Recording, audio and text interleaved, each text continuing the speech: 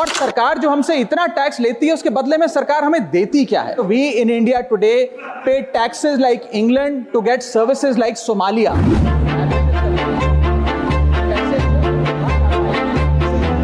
सरकार ने इस बजट से लगभग देश के हर वर्ग को निराश किया। Fact sir, Bharatiya Janata party के अपने समर्थक भी, अपने वोटर भी इस बजट से बेहद निराश हैं।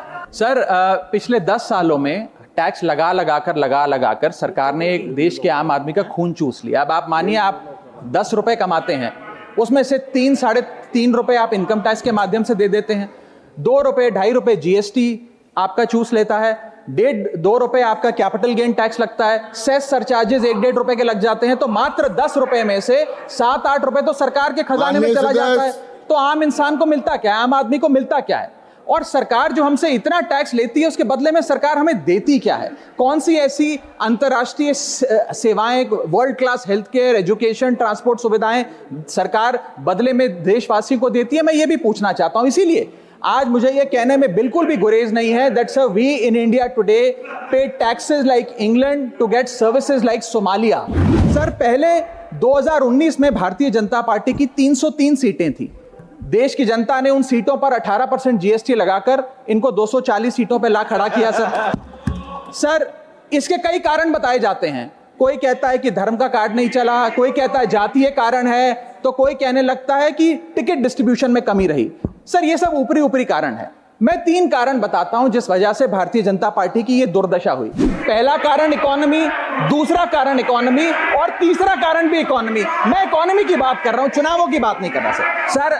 पहला कारण, सर मैं बैठ जाता हूं सर, इनको चिल्लाने दीजिए, मैं बैठ जाता हूं सर। मैंने 2.5 मिनट बोला, उसमें 5 बार इन्होंने इंटरप्ट किया। मैं अपना समय सूद समेत इनसे वसूलूंगा सर। 2014 में एक दिहाड़ी मजदूर एक दिन की अपनी दिहाड़ी से 3 केजी अरहर की दाल खरीद सकता था सर। आज वही दिहाड़ी मजदूर वर्ष 2024 में एक दिन की दिहाड़ी से 1.5 केजी अरहर दाल खरीद पा रहा है। यानी कि महंगाई भी बढ़ रही है और उसकी आमदनी भी घट रही है। इसका नतीजा क्या हुआ सर? इसका नतीजा यह हुआ कि इनका वोट शेयर घटा। रूरल एरियाज में 5% भाजपा का वोट शेयर घटा।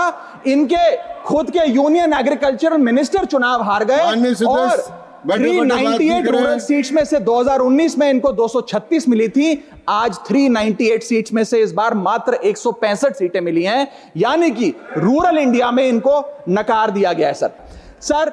आटा हो, दूध हो, चावल हो, दही हो, हर वस्तु पे महंगाई का आलम है, जीएसटी का आलम है और लगातार इस देश में फूड इन्फ्लेशन बढ़ता जा रहा है।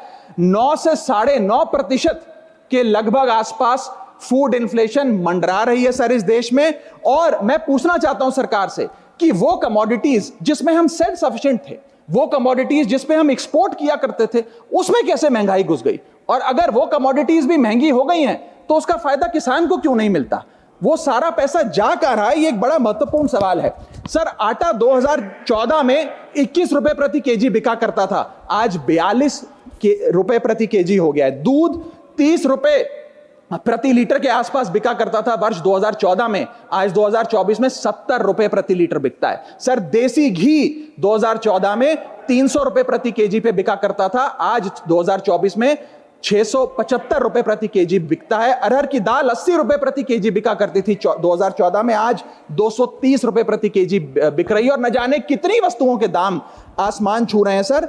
और अगर यही रफ्तार रही महंगाई की तो जितनी रफ्तार से 303 से 240 पर आए हैं, उससे तेज रफ्तार से 240 से 120 पर आएंगे सर ये लोग। सर, इनफॉर्मल सेक्टर हो या फॉर्मल सेक्टर हो, अनऑर्गेनाइज सेक्टर हो या ऑर्गेनाइज सेक्टर हो, हर जगह अनएम्प्लॉयमेंट है। और सीएमआई की रिपोर्ट यह बताती है कि अनएम्प्लॉयमेंट दर ऑर्गेनाइज सेक्टर की इस देश में 9.2% है। अनऑर्गेनाइज सेक्टर की तो बात ही भूल जाइए, ऑर्गेनाइज सेक्टर की अनएम्प्लॉयमेंट दर 9.2% है। यानी कि एक औसतन भारतीय परिवार का कर्ज बढ़ता जा रहा है और उसकी सेविंग्स घटती जा रही हैं। फाइनेंशियली हम लोग फ्रेजाइल होते जा रहे हैं और ये रिजर्व बैंक ऑफ इंडिया के गवर्नर ने खुद कहा कि सेविंग्स बैंक अकाउंट खातों में से सेविंग्स गायब होती नजर आ रही हैं।